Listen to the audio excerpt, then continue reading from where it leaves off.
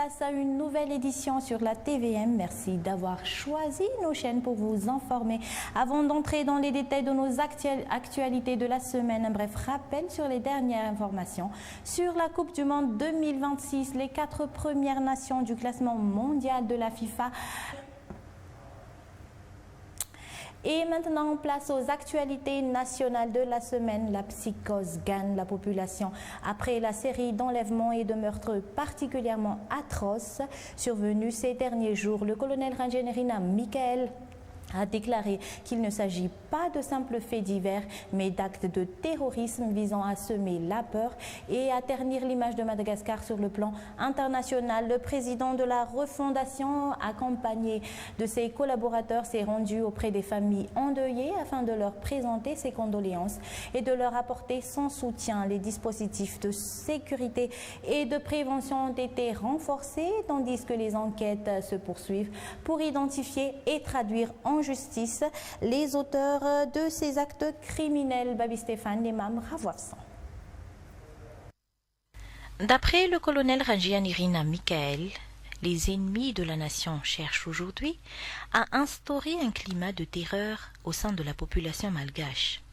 Après l'échec de certaines manœuvres politiques motivées par des intérêts personnels, ce sont désormais les vies des malgaches qui sont prises pour cible afin de discréditer Madagascar sur la scène internationale.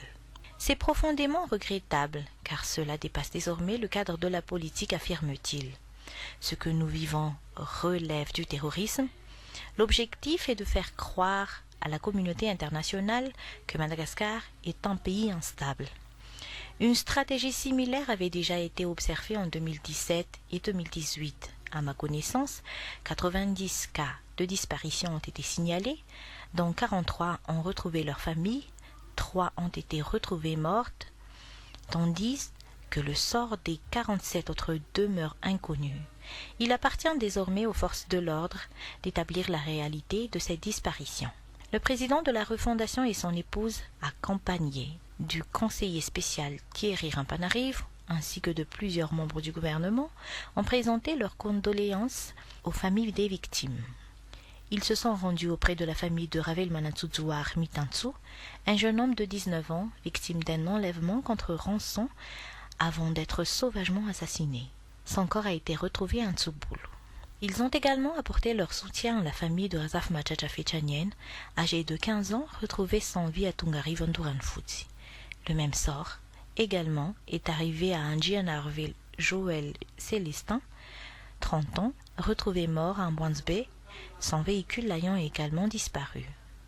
Outre le renforcement des patrouilles menées par les forces de l'ordre dans les quartiers et les zones sensibles, plusieurs centres de commandement ont été mis en place afin de coordonner spécifiquement la lutte contre les enlèvements suivis d'homicides. J'ai demandé aux forces de l'ordre de mettre en place un système d'alerte d'enlèvement à l'image de celui qui existe en France. Toujours d'après les dires du président de la refondation, lorsqu'un enfant disparaît, toutes les communautés doivent être immédiatement mobilisées. Les cloches des églises peuvent sonner, les chefs de Fukutan doivent donner l'alerte afin que chacun participe aux recherches. J'appelle également à la création des comités de vigilance dans chaque Fukutan.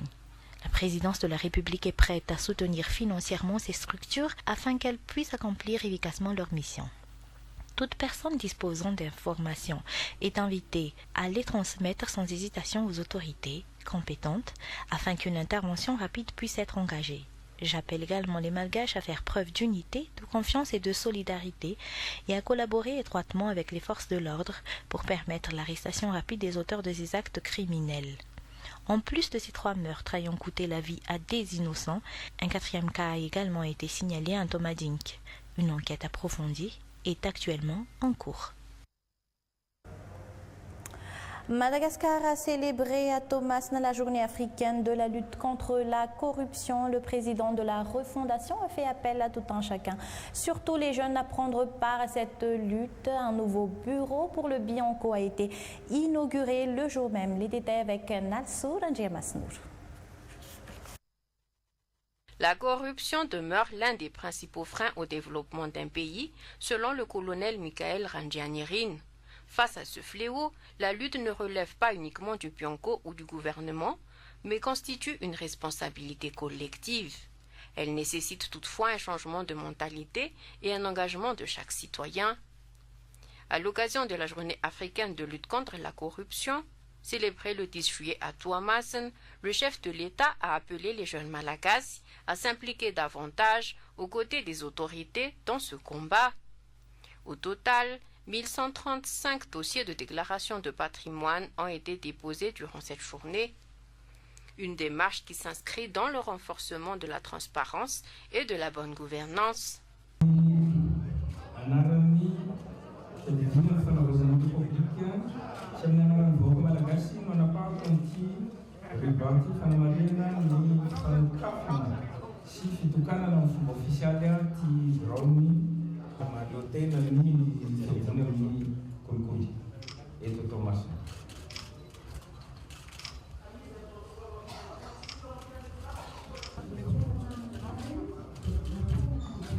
Toujours à Tuamasen, un nouveau bureau du Pionco a été inauguré. Entièrement financé par le budget de l'État, cette infrastructure a nécessité 2 années de travaux. Elle accueille actuellement 19 agents chargés de mener les actions de prévention et d'enquête dans la région Atsinanan. Au cours des 3 dernières années, 106 enquêtes ont été ouvertes par cette branche régionale. Les affaires traitées concernent principalement des détournements de deniers publics, des abus de pouvoir ainsi que des faits de corruption passive. Implanté depuis plusieurs années dans la capitale de l'Atsinanan, le bureau du Pionco de Tuamasen avait dû être relogé après l'incendie de ses anciens locaux en 2009. Un individu se présentant comme conseiller technique du président de la refondation est actuellement place en garde à vue auprès de la section de recherche de la gendarmerie à Fiadanana. Il est accusé d'avoir usurpé cette fonction pour intimider des membres d'une coopérative de transport de la capitale. Les précisions. Selon les témoignages des responsables de la coopérative, le suspect aurait abusé de son prétendu statut de conseiller technique du président de la refondation pour exercer des pressions et imposer son autorité au sein de cette entreprise de transport. Il s'est également présenté comme l'un des instigateurs de la grève des taxis B survenue le 23 juin dernier. D'après une source proche du dossier, il entretiendrait des liens avec un influenceur basé à l'étranger, entendu dans un enregistrement audio évoquant un projet de déstabilisation de Madagascar. Nous représentons plusieurs personnes qui ont été victimes de ces agissements. Il se servait de son prétendu titre de conseiller à la présidence pour nous menacer et faire pression sur nous. Cela a créé des tensions au sein de notre coopérative. Lorsqu'une personne affirme être conseiller à la présidence, il est normal que certains soient intimidés et hésitent à s'opposer à elle. Le nom de la présidence de la refondation ayant été cité dans cette affaire, le directeur de la communication de l'institution s'est rendu à la section de recherche de la gendarmerie afin de vérifier les faits et de confirmer qu'il s'agit bien d'une usurpation de fonction.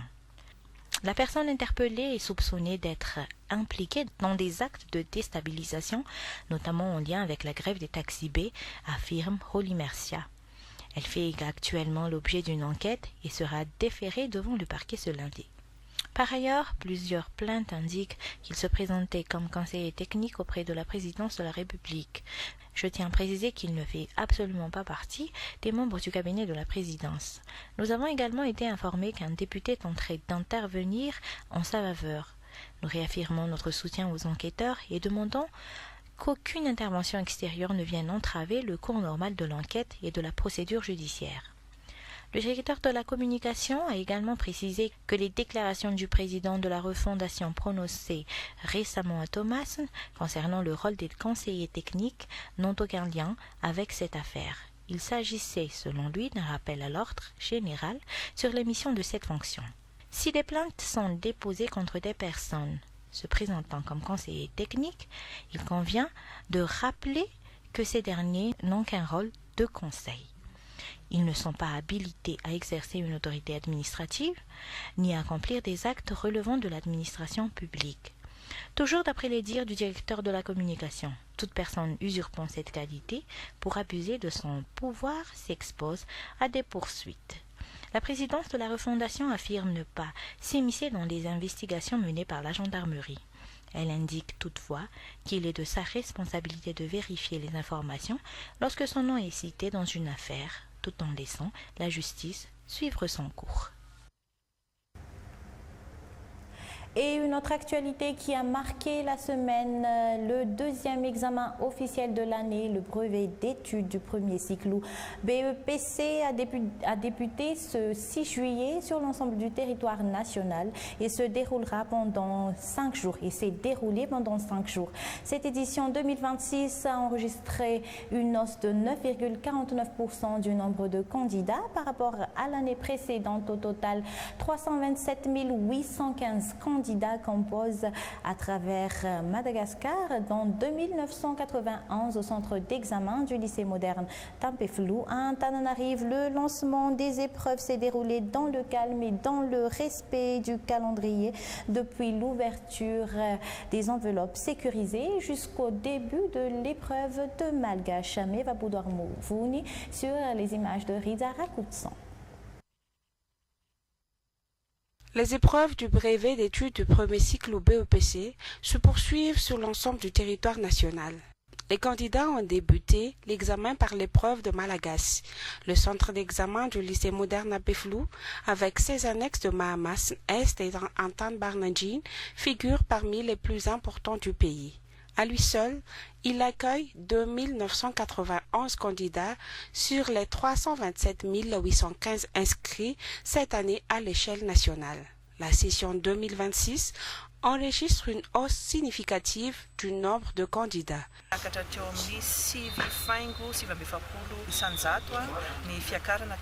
Selon le ministère de l'Éducation nationale, les effectifs ont progressé de 49,9% par rapport à l'année précédente, une évolution que la ministre attribue notamment à la politique de cantine scolaire mise en place pour favoriser le maintien des élèves sur les bancs de l'école. Afin de renforcer la sécurité de l'examen, le ministère a également introduit un nouveau système de conditionnement des sujets destiné à prévenir toute fuite avant leur ouverture.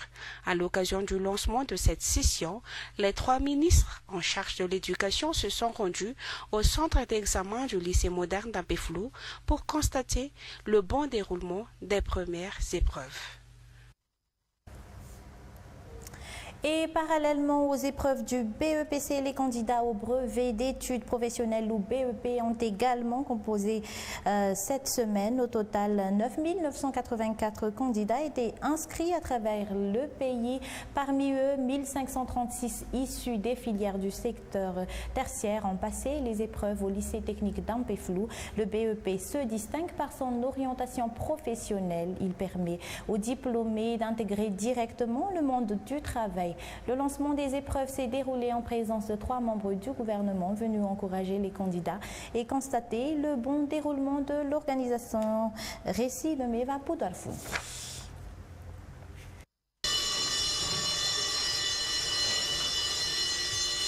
Près de 10 000 candidats ont pris part cette année aux épreuves du brevet d'études professionnelles ou BEP à Madagascar.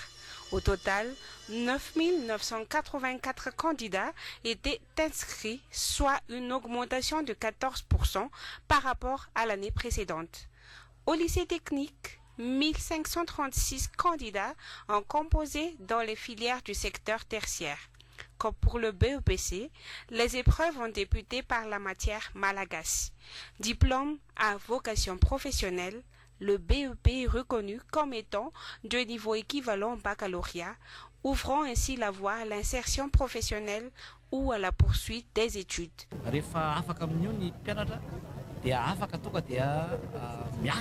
Selon le ministre de l'Enseignement technique et de la formation professionnelle, ce diplôme est d'un niveau équivalent au baccalauréat sur le plan professionnel.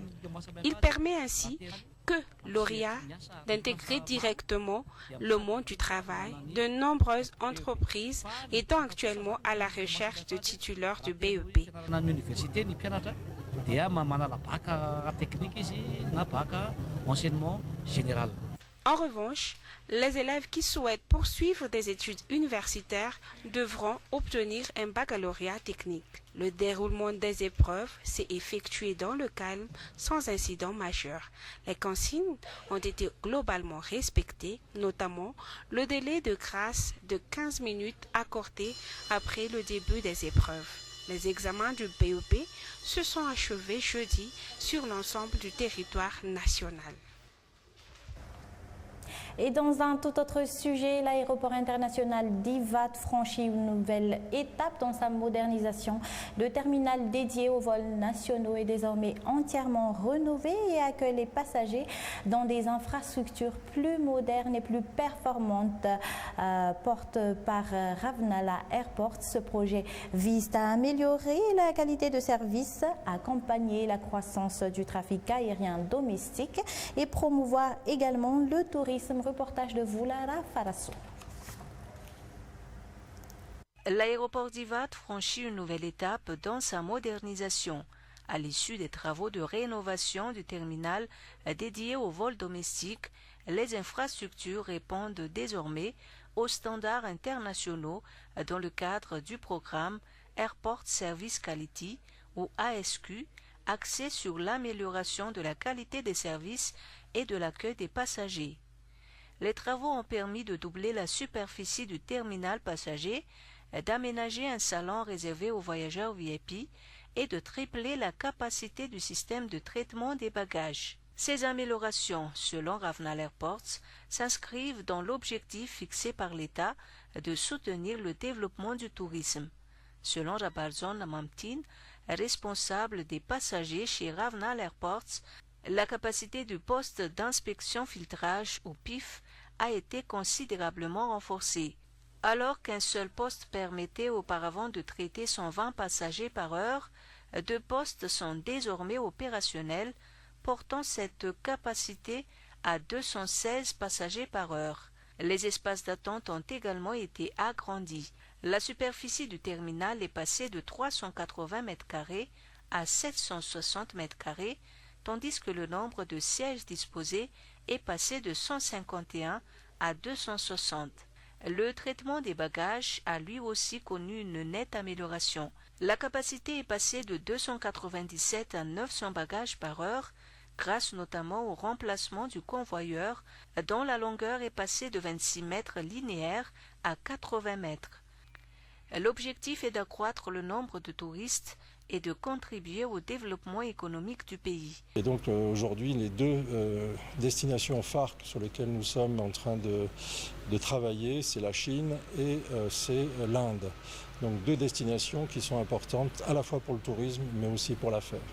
Et donc nos équipes sont en train de démarcher des compagnies aériennes, des aéroports sur ces 2 destinations pour avoir la chance peut-être d'ouvrir une ligne dans un délai, on espère, assez proche.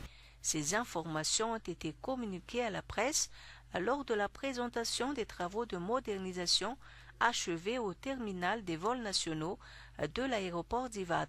En complément de ces réalisations, la réhabilitation du tarmac est en cours, tandis qu'un vaste projet de modernisation de l'aéroport de Nosy-Be devrait débuter d'ici la fin de l'année. Des agents du BNGRC ou Bureau national pour la gestion des risques et des catastrophes ont suivi une formation d'1 semaine.